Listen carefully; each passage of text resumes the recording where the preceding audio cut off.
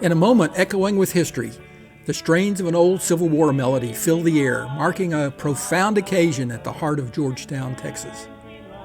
On this November day in 1916, A.L. Manchester and the Glee Club from Southwestern University lent their voices to an event that would etch itself into the annals of time. Crafted by the hands of dedication and remembrance, this monument is more than stone.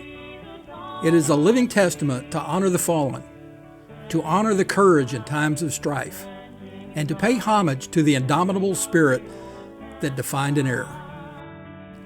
With every chiseled line, every carefully chosen word etched onto its surface, this monument stands not just as a physical structure, but as a bridge between the past and the present, a reminder of the sacrifices made, the struggles endured, and the valor that transcends time. As the echoes of Tenting Tonight on the old campground fade into the distance, this monument remains, a silent guardian of remembrance, an emblem of honor, and a testament to the valor and sacrifice of those who came before us. The history of the Confederate monument in Georgetown dates back to 1910, when, according to an article in the Williamson County Sun in April of that year, the Bedford Forest Camp of the United Confederate Veterans in Liberty Hill and Leander adopted a resolution to canvass the other camps in the county and the United Daughters of the Confederacy to gauge their interest in erecting a monument to Confederate soldiers and sailors on the county courthouse grounds in Georgetown. At their next meeting, the Samuel D. Sanders chapter of the UDC in Georgetown unanimously pledged their aid and cooperation in the matter of the monument. The Sun also wrote that they hoped at no distant day the monument would be erected. The creation of the United Daughters of the Confederacy, also known as the UDC for short, really had its genesis in the development of monuments, and because there were so many organizations across the Southland that were doing that were trying to find ways to remember their Confederate veterans. Because at this point, when you look at the late 1890s, our veterans were passing away at an alarmingly high rate. A fund was started to raise money for the monument's erection. Williamson County Commissioners voted to donate $400 to the fund, as did the city of Georgetown with a $200 donation.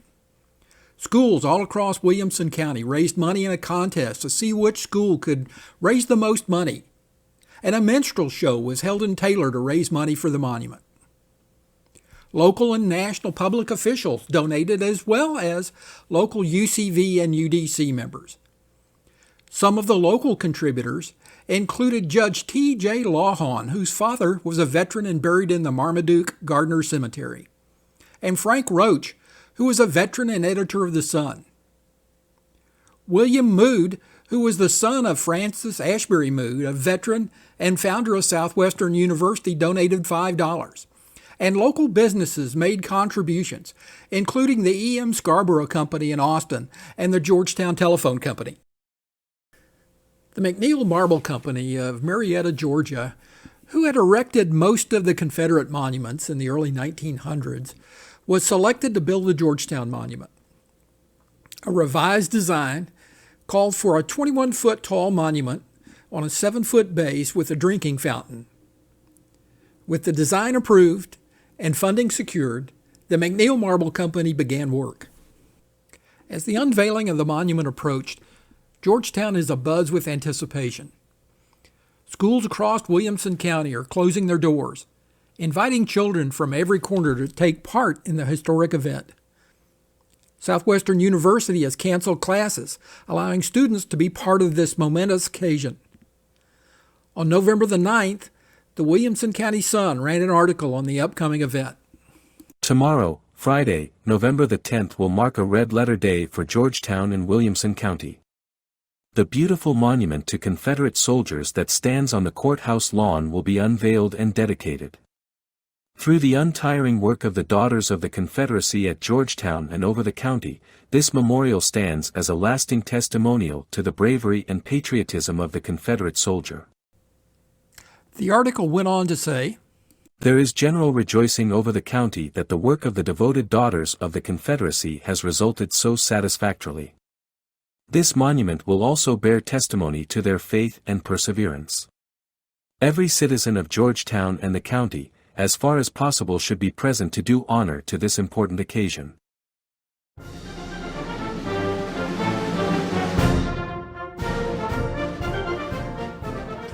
The day began with a parade that began at the schoolhouse and extended to the courthouse and around the square, led by the Young Men's Business League band playing patriotic songs.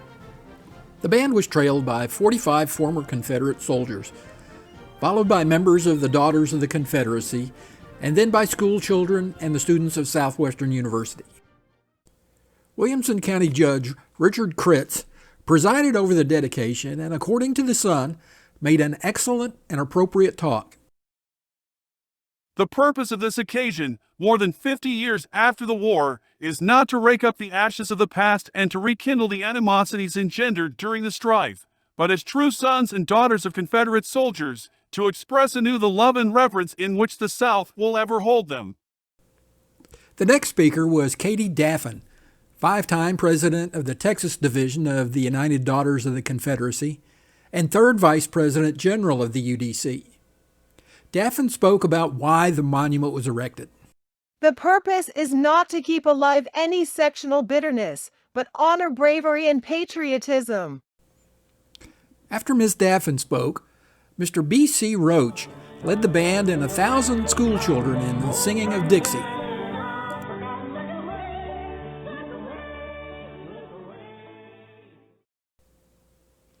The last speaker was Congressman James P. Buchanan. Congressman Buchanan's speech was printed in its entirety in the November 16th edition of the Sun, but he closed his speech by saying, Madam President, United Daughters of the Confederacy, United Confederate Veterans, ladies and gentlemen, in the name of all the holy memories of the past, by all the noblest hopes of the future, we unveil and transmit to our children and their posterity this beautiful and imposing monumental shaft as an object lesson that it might instill in their hearts and minds forever the eternal truths of history. We ask nothing more, and will be satisfied with nothing less. Until now, we've explored the abstract reasons behind the construction of the Confederate monument. Ideas like courage, honor, and valor. However, to fully grasp the significance that drove the women of the UDC to advocate for this monument's creation, we must closely examine the lives of the husbands, sons, and fathers who fought in the war between the states, resided in Williamson County, and ultimately found their resting place here. There are 976 Confederate veterans buried in Williamson County in 106 cemeteries, more if you count the veterans who were killed and buried on the battlefield. Some veterans were notable pioneers, like John Berry, a veteran of the War of 1812 who, at the age of 75, joined the 27th Brigade of the Texas State Troops, the local militia. Most were working-class men, farmers, blacksmiths, and merchants who served in the war and either returned home or moved to Williamson County after the war. One of those was James Wilson. He and his brother Charles served. James is a color bearer for the 17th Texas Cavalry, and Charles is a second lieutenant for the 4th Texas Cavalry. While leading a charge at the Battle of Mansfield in Louisiana, James was killed, the only soldier buried in Williamson County that was killed in action. Charles returned home and went back to farming on 800 acres near what is now Taylor. Both are buried in the Wilson Springs Cemetery. Every one of the veterans has their own story. But let's take a look at some of the most notable. If you go into the Williamson Museum across the street from the monument, you'll see a mural of the founding fathers of Williamson County and Georgetown sitting under a tree.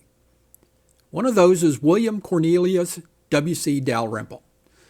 Dalrymple was one of the 5 commissioners appointed to find the county seat in 1848 for the new Williamson County. With a generous donation of land from George Washington Glasscock, the new city and county seat, Georgetown, was founded. Just before the Civil War, Dalrymple raised a company of rangers for service on the frontier, and in 1862, Dalrymple joined Company A of Morgan's Cavalry, which was raised in Williamson County and served in Arkansas. W.C. Dalrymple died in 1898 and is buried in the Presbyterian Cemetery in Georgetown, where a Texas historical marker also marks his grave. Abner Do was from Washington County, Texas, and was studying medicine at the University of Virginia when the war broke out. He volunteered in the infantry, but was reassigned to become the assistant surgeon in the hospital in Danville, Virginia. By 1863, Doak had been appointed the assistant surgeon for the 42nd Virginia Cavalry when he was captured at Fort Magruder and paroled. By 1864, he was promoted to surgeon for the 24th Virginia Cavalry. In 1864, the 24th fought at the Siege of Petersburg, the Battle of New Market Heights, and the Battle of Salyers Creek. After the unit's surrender at Appomattox, Doak returned to Texas, completed medical school, and set up a medical practice in Taylor. He became the president of the Taylor Railway Company, mayor of Taylor for 2 terms, and president of the Board of School Trustees, having raised $45,000 for the first free school building in Taylor. Abner Do died in 1900 and is buried in the Taylor City Cemetery. George Washington Foster is a Confederate veteran who you may not know, but who is precisely the reason the monument was built. He was 25 years old when he and his wife Lena moved from his native Illinois to San Felipe, Texas, to begin teaching. He was described as a large man with an iron-like stature, so when the war broke out, George enlisted in the Navarro Rifles, which would become Company I, the 4th Texas Infantry, in the famous Hood's Texas Brigade. During his first winter of 1861 in Virginia, George, like many other recruits, fell ill and spent time in the hospital in Richmond. He recovered and fought at the Second Battle of Manassas, where he was wounded and captured on August 30th, 1862, but was paroled a month later, causing him to miss the Battle of Sharpsburg, which likely saved his life. Foster was wounded 2 more times during the course of the war, once at the Battle of Spotsylvania Courthouse on May 15, 1864, and again at the battles along Darbytown and Newmarket roads on October 7, 1864. This time his wound was severe enough to send him back to Texas, where he served the rest of the war in the Invalid Corps in Waco. When the war ended, he resumed teaching, read medicine, and attended Tulane University in New Orleans. After he graduated in 1869, he returned to Texas and practiced medicine in Austin County until 1887 when he moved to Georgetown, and continued to practice medicine until his retirement. George Washington Foster died in 1922 and is buried in the Oddfellows Cemetery in Georgetown. These veterans, plus 1,000 more, bravely served their cause with dedication and commitment, facing the challenges and turmoil of a divided nation with resilience and fortitude. Their legacy, commemorated by this monument, reflects the complex history of the region and the enduring remembrance of those who played their part during a pivotal chapter in American history. Despite its historical significance, there's been a movement by certain radical groups to see the monument dismantled. These activists argue that the monument symbolizes a painful past rooted in slavery and racial inequality, advocating for its removal as part of a broader struggle against systematic racism.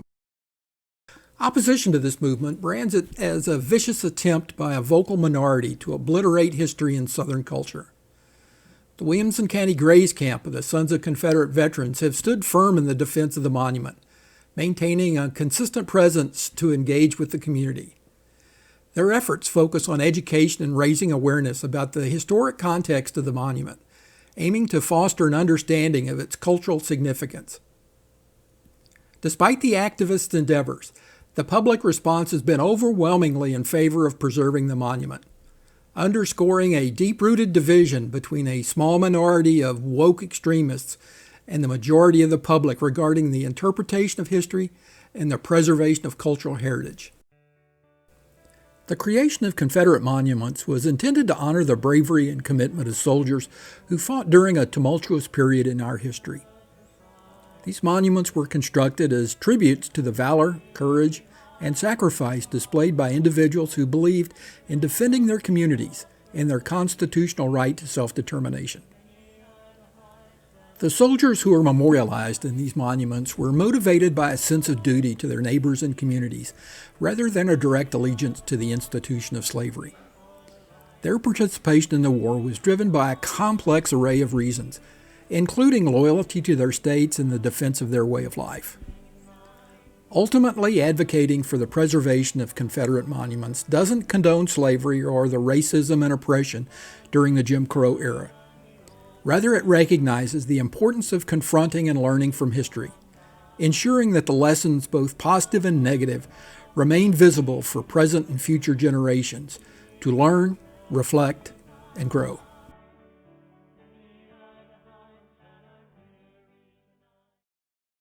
Howdy! For the past 43 months, our campus did a weekly vigil here at the Williamson County Confederate Soldiers and Sailors Memorial, guarding it from extremists who have been trying to remove and destroy this memorial to American heroes. It has also given us the opportunity to interact and speak the truth about the war between the states with thousands of people of various political persuasions and historical knowledge. It has been a gratifying and successful undertaking. The memorial still stands and will continue to represent the dedication and courage of the Confederate soldier. I hope that you enjoyed this video and now have a better understanding of our Confederate memorial and what it means to the history of Williamson County. If you believe like us that history and this monument should be preserved, I urge you to make your voice known. I urge you to write, email, or call the Williamson County Judge and County Commissioners and let them know that you are in favor of keeping the monument where it is, as it is. Their contact information is in the description. Thank you for your support.